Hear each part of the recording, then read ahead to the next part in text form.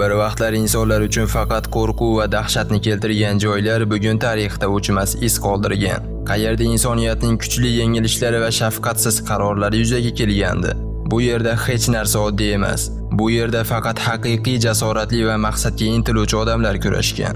O'ylashga qodir bo'lganlarning ruhiy kuchi zaiflarni yenggan. Ammo ular faqat kelajak uchun dars bo'lishi mumkin. Tayyor turing, bu sayohat sizni hech qachon kutmagan tarzda o'zgarishga majbur qiladi.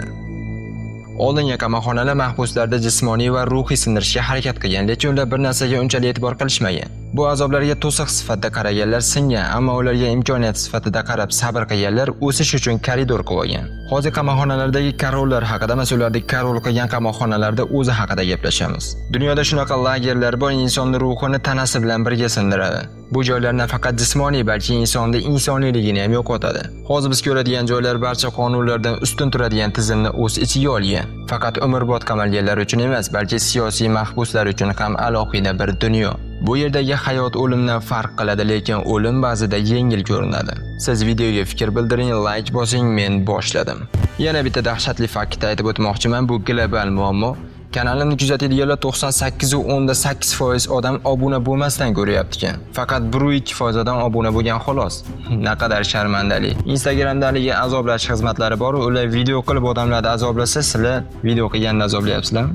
Yigit samsachi bo'ladi. Hazil. Kanalga obuna bo'lib qo'yinglar, chunki kelajakdagi videolar baribir boshqalardan farq qiladi. Attang qilmaysiz. O'tgan safar undan oldingi videoni kommentariyasiga yozgan geylarga javob qilgandim. Keyin bolalar video haqida, qizlar mayli bashara haqida obsujdat qilsalaring bu normalniy holat dedim. Keyin qizlar komment yozishibdi. Ruslan Rajabov degan opamiz yozibdi, basharenga deganlar. Bunaqa urush kim kelyapti, kimdir bilandir. Shu Keyin Samandar Boborosulov degan opa yozibdi, basharenga ham turishimga ham deb yozgan.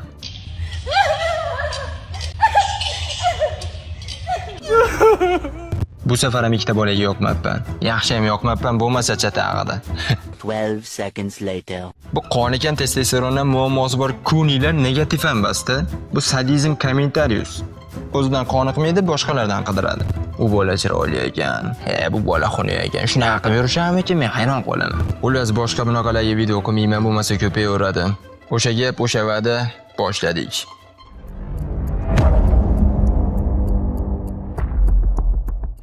Addix Florence qamoqxonasi shunchalik ishonchli, shunchalik izolyatsiyalangan joyki, u yerdan qochish haqida o'ylashda o'zi mumkin emas. AQShning Florida shtatida joylashgan yagona federal qat'iy tartibdagi muassasa eng yomon jinoyatchilarni qamab qo'yish. Bu yerda mahbuslar oddiy jinoyatchilar emas, balki zamonaviy tarixdagi xavfli shaxslar hisoblanadi. Giyohvand modda baronlari, terrorchilar, maniaklar. Ularning ko'pchiligi umrbod qamoq jazosini o'tamoqda. Ozodlikka chiqish esa imkonsiz. Addix Florence insonni ruhan sindirish uchun yaratilgan. Mahbuslar sutkaning 23 soatini kichkina beton kamerada o'tkazishadi. U yerda hatto kravat, stol va stul ham kulrang betondan yasalgan. Darcha faqat osmonni ko'rish mumkin bo'lgan kichik qilib yasalgan. Ular qafasdan faqat 1 soatga chiqishadi. U ham bo'lsa osmon ostidagi qafasga. Suhbatlar deyarli bo'lmaydi. Ko'pchilik mahbuslar hatto qo'shinlarni ham tanimaydi. Tinchlikni faqat qo'riqchilar buzadi. Eng ilg'or harakat detektorlari, kuzatuv kameralar, faqat elektron tarzda ochiladigan po'lat eshiklar mavjud. Har bir harakat nazorat ostida. Boshqa mahbuslar bilan jismoniy aloqaga ruxsat yo'q. Umumiy ovqatlanish joyi yo'q. Muloqot qilish imkoniyati ham yo'q. Ayrim mahbuslar to'liq izolyatsiyada yillar, hattoki 10 yillab yashashadi. Hattoki qo'riqchilar ham ularga yaqin kelishmaydi. Ovqatlar faqat tirqish orqali uzatiladi. Mashg'ulotlar esa oddiy kameradan biroz katta qafasda o'tkaziladi. Addix Florence ba'zida do'zaxning toza shakli deb ataladi. Bu yerda nazoratchilar tomonidan zo'ravonliklar yo'q. Tartibsizliklar bo'lmaydi. Azob faqat ruhiy. Bu sekin va rahmsiz tartib insoniylik tuyg'usini butunlay yo'qolishiga olib keladi. Ba'zilari aqlni yo'qotadi, boshqalar esa shunchaki taslim bo'ladi. Ko'pchilik uchun bu qamoqxona emas, bu vaqt mavjud bo'lmagan joy. Kunlar va tunlar deyarli bir xil bo'lib abadiy bo'shliqqa aylanadi. Ba'zilar jazolovchi qamoqxonalar bo'lsa, boshqalari esa shunchaki tirik qolishning o'zi jazo hisoblanadi. Gitarama qamoqxonasi eng shafqatsiz va eng to'lib toshgan muassasalardan biri hisoblanadi. Boshida u bir necha 100 kishi uchun mo'ljallangan, lekin hozir 1000 dan ortiq odamni ushlab turadi. Gitamara qamoqxonasi dunyodagi eng to'lib toshgan va eng shafqatsiz saqlash muassasalaridan biri bo'lib, aslida faqat bir necha 100 mahbus uchun qurilgan. Hozirda esa bu yerda 1000 dan ortiq odam saqlanmoqda. Bu yerda haqiqiy kameralar yo'q. Faqat ochiq maydonda zich to'plangan odamlar dengizi. Hatto oyoqda turish uchun ham joy yetarli emas. Uxlash bu yerda hashamat, ya'ni orzu. Ko'pchilik navbat bilan yalang'och loyqa yerga yotadi. Boshqalar esa soatlab oyoqda turadi. Bu yerda saqlanish sharoiti insoniylik chegarasidan tashqarida. Toza suv yo'q, sanitariya yo'q, tibbiy yordam deyarli yo'q. Ovqat yetarli emas, bor yo'g'i ham faqat kuchlilarga nasib qiladi. Kasalliklar tez tarqaladi. Qo'riqchilar esa buni nazorat qila olmaydi. Mojarolar doim bo'ladi. Bu yerda guruhlar yoki jinoiy tashkilotlar emas, balki har bir luqma ovqat va har bir santimetr joy uchun kurash ketadi. Reabilitatsiya yo'q, haqiqiy adolat yo'q. Faqat har kuni omon qolish uchun kurash. Ammo agar gitaramada tirik qolish faqat qo'pol kuchga bog'liq bo'lsa, dunyoda yana shunaqa qamoqxonalar borki, u yerda xavf hokimiyat tarafdan keladi. Ba'zi qamoqxonalarda norasmiy hukmdor va boshqaruvchilar bor. Ular qo'riqchi emas, balki mahbuslarning o'zlari. Ba'zi qamoqxonalar qo'riqchilar tomonidan boshqarilmaydi. Ba'zi joylarda haqiqiy hokimiyat butunlay boshqa odamlar qo'lida. El Congo aynan shunday joylardan biri. Bu Meksikaning eng qat'iy tartibli qamoqxonalaridan biri. Ammo hatto qalin devorlar va qurollangan patrullar ham doimo xavfdan himoya qilmaydi. Bu muassasada mamlakatdagi eng xavfli kartel a'zolari saqlanadi va ular panjara ortida shunchaki jazoni o'tashmaydi. Ular o'z noqonuniy faoliyatini davom ettirishadi. Bu jihatdan El Congo ko'plab to'lib toshgan Meksika qamoqxonalaridan farq qiladi. El Congoda qat'iy tartib, nazorat va aniq iyerarxiya mavjud. Kameralar doimiy ravishda qulflanadi. Harakatlar nazorat ostida. Guruhlar bir-biridan ajratilgan. Ammo eng qat'iy xavfsizlik choralari ham ta'sirga yo'l topolmaydi. Kartel boshliqlari ulkan ta'sirga ega bo'lib, bu ta'sir qamoqxona devorlaridan ancha uzoqlarga yetib boradi. Buyruqlar hanuz yetkaziladi, kelishuvlar tuziladi. Tashqarida esa to'qnashuvlar davom etadi. Ichkarida esa kuch qo'llaniladi.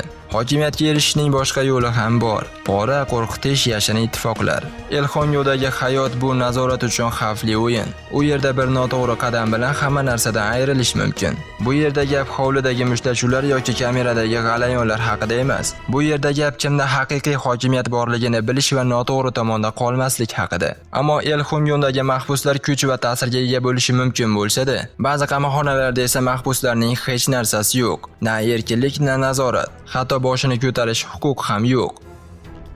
Rossiyadagi Qora Delfin qamoqxonasida har bir soniya hisob-kitobli. U yerda omon qolishning yagona yo'li bu to'liq bo'ysunishdir.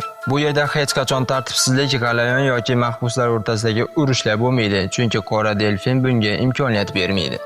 Bu yerda mamlakatning eng shafqatsiz jinoyatchilari saqlanadi. Ketma-ket qotilliklar, terrorchilar va jinoyatlar shu darajada og'ir bo'lganki, ular hech qachon ozodlikka chiqarilmaydi. Bu yerda kelajak yo'q. Faqat cheksiz kun tartibi, nazorat, izolyatsiya va mutlaq bo'ysunish bor.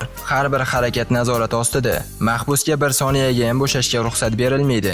Harakatlanayotganda ularni egilgan holatda olib yurishadi. Ko'zlari bog'langan bo'ladi, yonida esa ularni tarang holda ushlab turuvchi qo'riqchilar bo'ladi. Ular hech qachon erkin harakatlana olmaydi. Kameralar ikki eshikli, derazalar juda balandda joylashgan. Tashqariga qarashda iloji yo'q. Ular ovqatlanadi, uxlaydi va yashaydi. Barchasi sekin harakatlanuvchi vaqt ichida takrorlanuvchi doirada. Suhbatlar kam, umid yo'q. Ba'zi qamoqxonalarda tirik qolish uchun kurashlar bo'lsa, bu yerda ular butkul yo'q qilingan. Bu yerda hokimiyat uchun kurash yo'q. Hududni boshqaradigan bandalar yo'q. Muzokaralar yo'q. Yagona hokimiyat bu qamoqxonaning o'zi.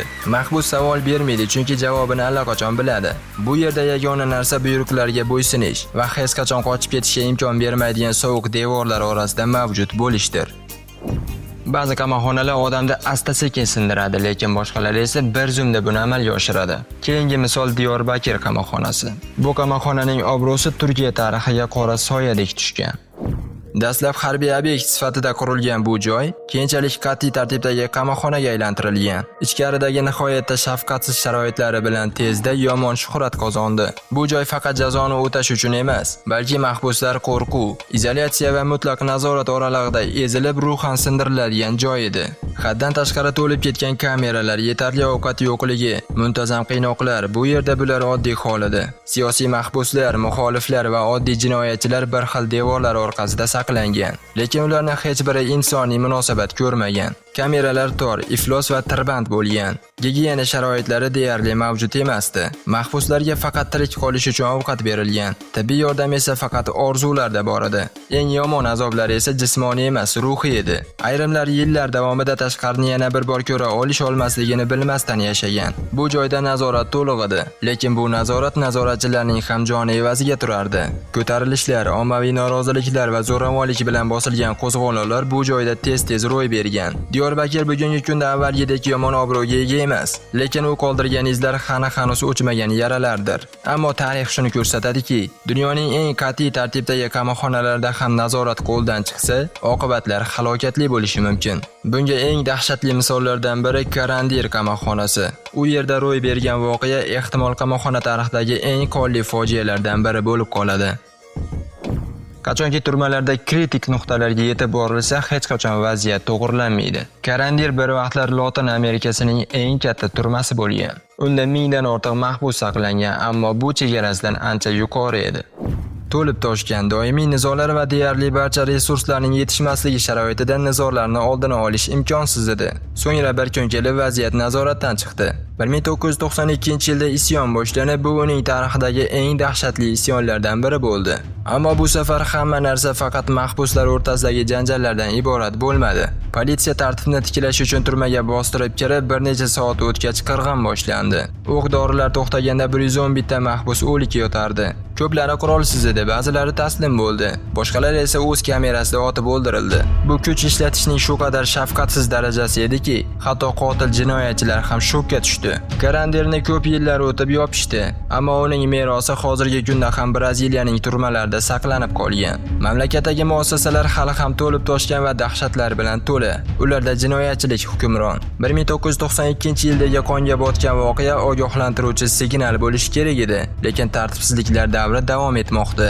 Ba'zi turmalarda nizolar ichki muhitdan kelib chiqadi, boshqalarida esa ular tizimning o'ziga chuqur kirgan. Turmalarning nomi beg'ubor tuyulishi mumkin, lekin uni ichida hech qanday hashamat yo'q. Bangkok nomli qamoqxona ko'proq Bangkok Hilton nomi bilan tanilgan. Tailanddagi adliya tizimidagi eng shafqatsiz joylardan biri. Ichkariga kirgan yangi mahbuslar birinchi navbatda kamera yoki xavfsizlikni ko'rmaydilar. Ular darhol oyoqlariga mahkamlanadigan og'ir metallni ko'rishadi. Ba'zilar uni oylar davomida, boshqalar esa yillar davomida taqib yurishadi.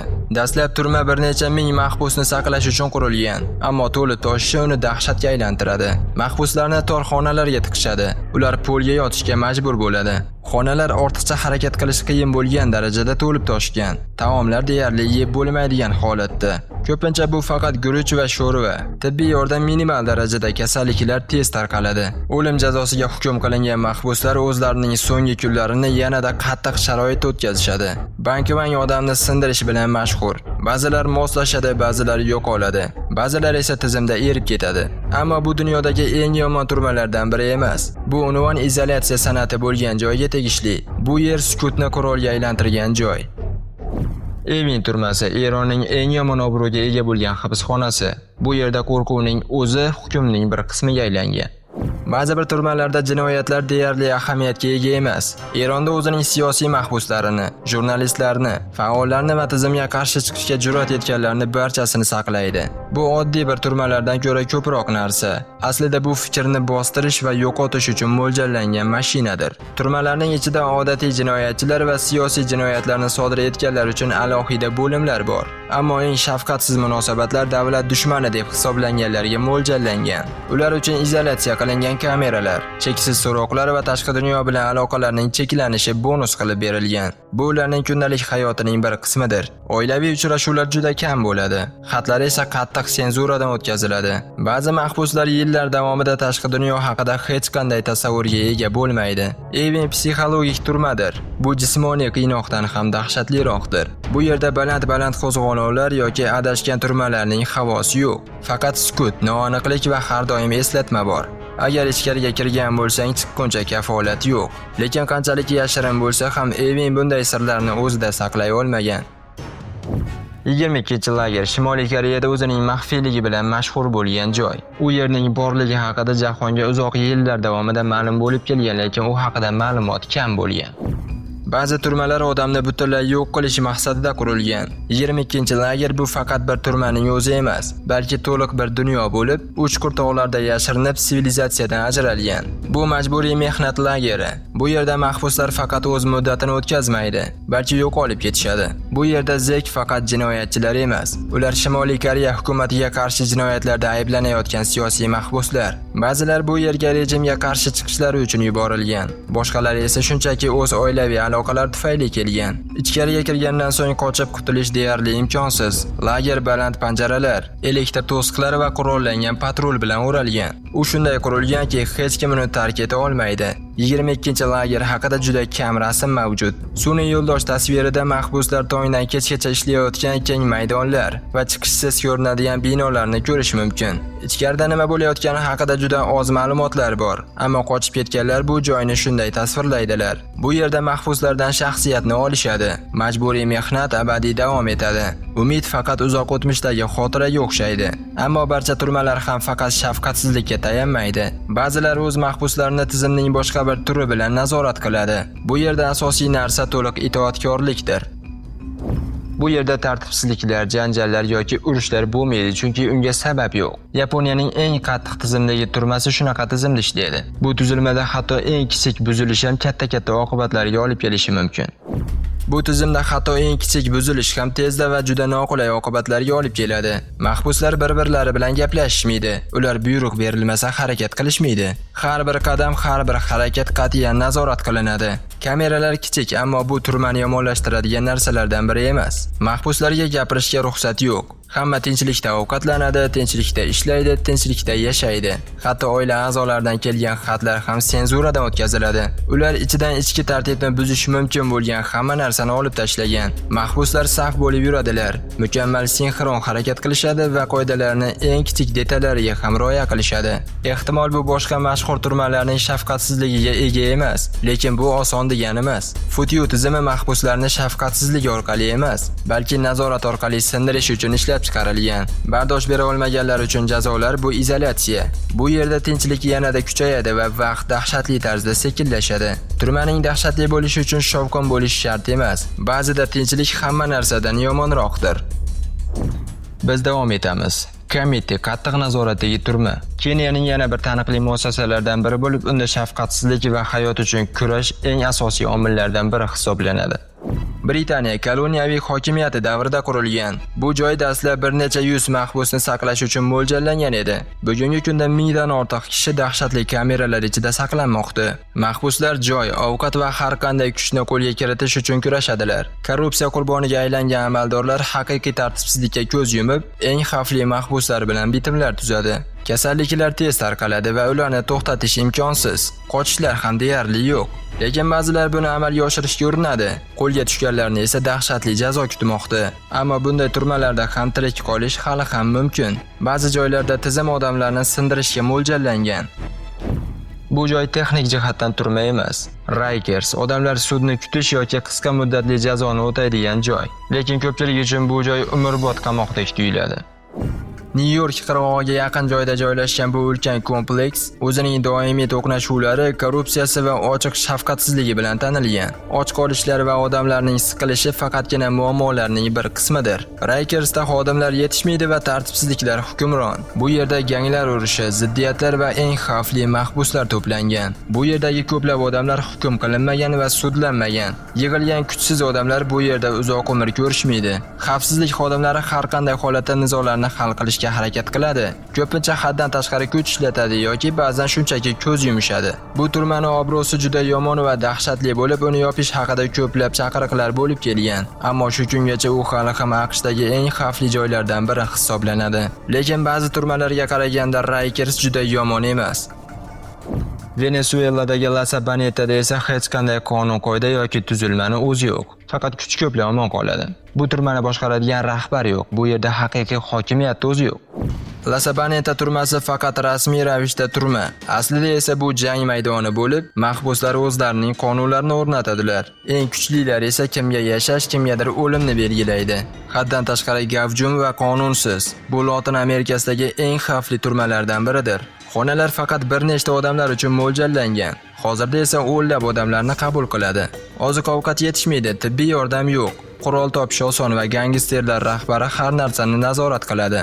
Ular oziq-ovqatni kim topishni va kim keyingi tunni omon o'tkazishni belgilashadi. Hatto xavfsizlik xodimlari ham chetda turadi. Chunki aralashish o'z hayotini xavf ostiga qo'yish bilan teng.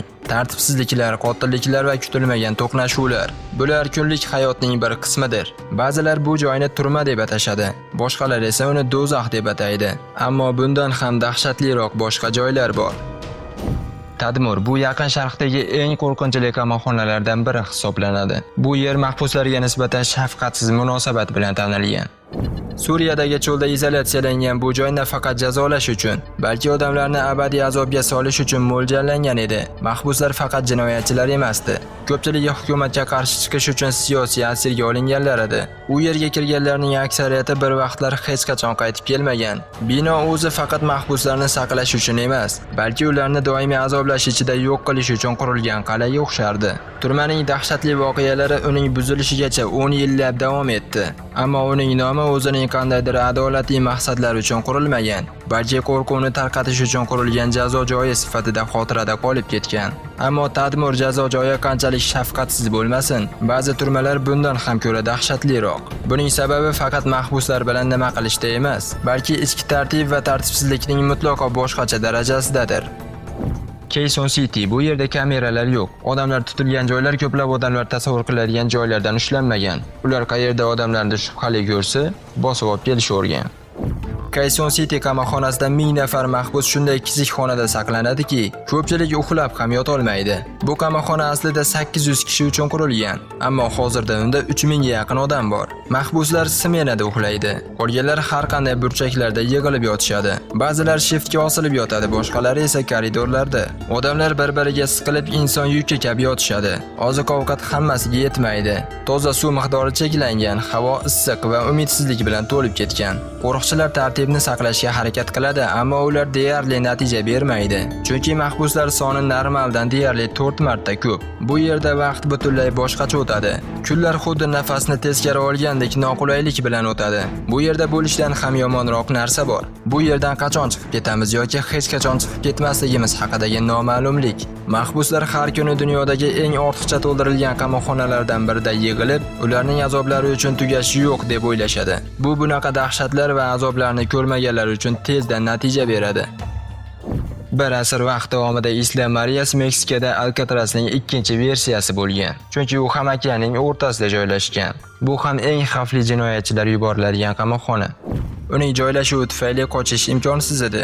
Bu yerda saqlanadigan mahbuslar shafqatsiz sharoitda yashagan. Ularga og'ir mehnat ishlari yuklatilgan. Jazolar nafaqat jismoniy, balki psixologik ham bo'lgan. Izolyatsiya, cheksiz rutina, qamoqdan cheksiz shahar ko'rinib turgan. Lekin unga erisha olmaslik ko'plab mahbuslarni ularning jazolari tugamaguncha sindirib tashlagan. Vaqt o'tishi bilan Isla Marias o'zgardi. U adashgan joydan tuzatish xususiyatiga ega bo'lgan qamoqxonaga aylanib qoldi, lekin azoblash to'liq yo'qotilmagan. Qamoqxona yopiladigan davrga kelib, uning tarixiy dahshatlari o'nlab yillar bilan dog'langan edi. Belmarsh oddiy qamoqxona emas. Buyuk Britaniyadagi eng yaxshi qo'riqlanadigan joy. Bu yerda xavfli jinoyatchilar, qotillar va yirtqichlar saqlanadi. Unda yirtqichlar, qotillar va eng xavfli jinoyatchilar qat'iy nazorat ostida saqlanadi. Uni Amerika Florence qamoqxonasiga o'xshatishadi. Ammo to'liq izolyatsiya o'rniga bu yerda mahbuslar qat'iy nazorat ostida bo'lib, qochish imkoniyatlari deyarli yo'q. Bu devorlar orqasida ichki to'qnashuvlar yashirinadi. Ushbu devorlarda qat'iy jinoyatchilar sudga kutilayotgan mahbuslar bilan birga aralashib, taxmin qilinishi qiyin bo'lgan xavfli bir vaziyatni yaratadilar. Qamoqxonaning obro'si qat'iy xavfsizlik choralari asosida qurilgan, ammo bu ularni to'xtata olmaydi. Ichki to'qnashuvlar ko'tariladi, hatto bu yerda yillarni o'tkazganlar ham. Qamoqxonani jang maydoni sifatida tasvirlashadi. Unda ishonch bu zaiflik, har qanday o'zaro aloqa o'limga olib kelishi mumkin. Lamadellada xavfsizlik qo'riqchilari va mahbuslar o'rtasida aniq chegara yo'q. Bu yerda kimda ko'proq hokimiyat, ya'ni kimda ko'proq pul bo'lsa, nazorat ham o'shaniki. Bu ortiqcha yuklangan qamoqxonada bandalar hukmron, ya'ni bu yerning xo'jayini jinoyatchilarning boshlig'ini anglatadi. Qarama-qarshi guruhlar qamoqxonani hududlarga bo'lib, har bir alohida davlat sifatida boshqaradi.